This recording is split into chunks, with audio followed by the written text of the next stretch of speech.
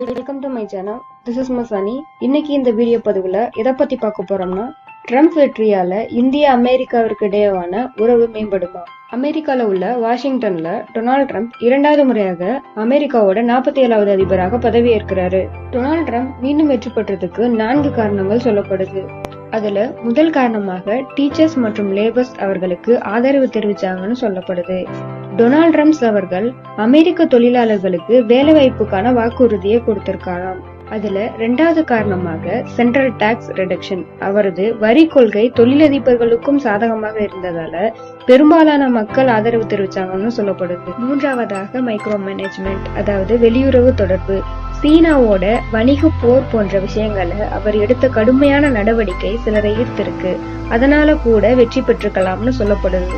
4வது competitors weakness, அவரோட competitors பலமாக இல்லாத காரணத்தால டொனால்ட் ட்ரம்ப் வெற்றி பெற்றிருக்கலாம்னு பேசப்படுது. டொனால்ட் ட்ரம்ப் வெற்றியால இந்தியாவுக்கு இது என்ன தாக்கத்தை ஏற்படுத்தும்? அமெரிக்கா இந்திய பொருளாதார உறவுல டொனால்ட் ட்ரம்ப் வர்த்தக ஒப்பந்தங்கள்ல மாற்றத்தை ஏற்படுத்தலாம்னு சொல்லப்படுது. அமெரிக்காவுல வேலை செய்யக்கூடிய இந்தியர்களுக்கு H1B விசா அனுமதி கொள்கையில மாற்றம் ஏற்படலாம்னு சொல்லப்படுது.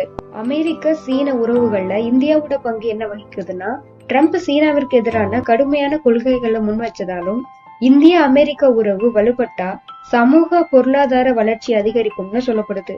இது உலக அரசியல் மீது என்ன தாக்கத்தை ஏற்படுத்தும்?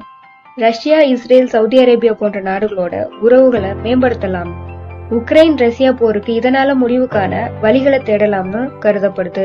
டொனால்ட் ட்ரம்ப் மீண்டும் வெற்றி பெற்றது உலக அரசியல்ல முக்கியமான நிகழ்வா கருதப்படுது.